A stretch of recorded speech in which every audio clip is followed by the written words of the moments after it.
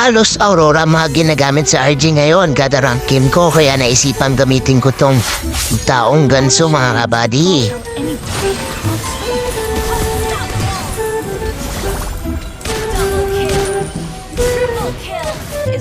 Ginamit ko nga tong babaeng ganso kasi inisip ko ang kalaban mag-Aurora.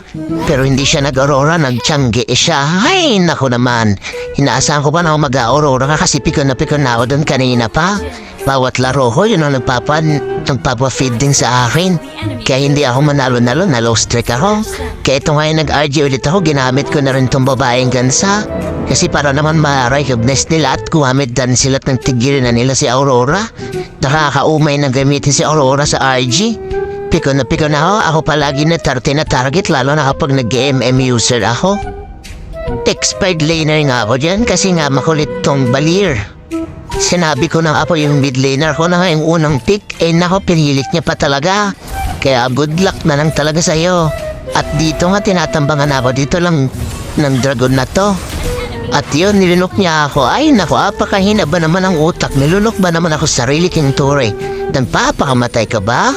Tas yan nga, tinitigil ng Tigre na yon. Kaya nag-push ka muna ako dito habang galay yung naka-posting dito. At nang lakas-lakas na ako at nang may item na ako, tinulungan ko na at sinamahan ko na sila dito hanggang sa turtle. Nakakapikon tong katabi ko, parang butike. Di ko alam kung tatakbo ba ako iyak, nakakatakot yung itsura. At ayun na nga, sama-sama kami dito. Pupunta nga kami dito sa mid lane para i-clear itong lanes na to. Kasi nako, itong Balir na to. Balir, ano bang yan? Basta, hindi siya nag-aayos sa linya. Hindi niya inaayos yung trabaho niya. Napakapikon. Pagtago ko nga dito, nagtago rin sila ha. Mga uto-uto kayo, no? Kala nyo may kalaban. At nung prank namin, maprank ko sila, nagsipuntaan naman sila dun sa kalaban kasi takap na nga sila dun sa kalaban.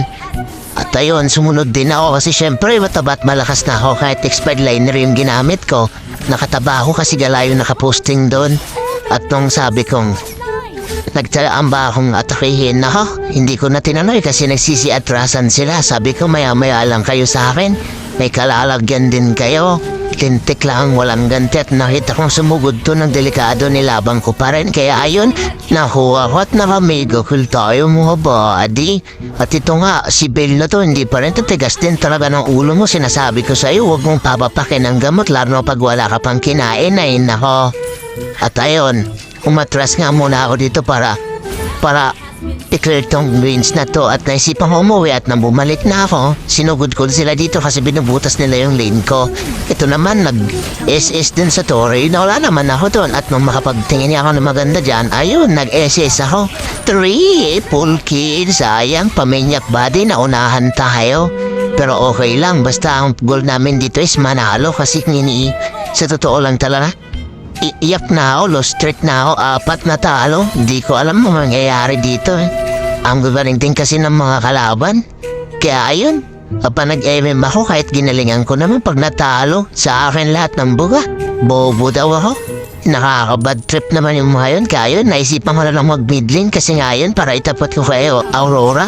Nakakapikon kasi puro Aurora yung ginagamit nila at nung nandito nga ako nagtatago, nahuli ako nitong Tigre na to kaya yung patay ako. Sayang naman. Pero nung mahabawi ako, ayun, hindi ko siya tinanan, patay ka sa aking Tigre ka, hindi ka talaga nagtigil, assist ko nung pala mga body. Tapos ngayon, at na may magandang pwesto, cleaner ko yung mid lane para naman mabuto sa tong Torre sa gitna at nang Chloe na silang matalo. Ayun, sinusubukan kong butasin to kasi ayun, halos lahat ng kabilang sa kanila butas na ito nalang gitna ang wala pa. At pumunta nga ako dito banda sa may gilid kasi nakikita ko si Saber nakatago kaya tumago rin ako at nung nakakita kami ng magandang tiyempo, ayun, pinatay ko tong dragon na to kasi kanina panlunok lang lunok sa akin. Sinasabi ko sa'yo, pag ibang pinalunok ko sa'yo, baka hindi mo magustuhan. Kaya itong para sa ito naman, talon ng talon na hindi mo maintindihan. Pero magaling siya kasi pag natatamaan niya ako, isang tira niya palang kalahati agad ng buhay ko.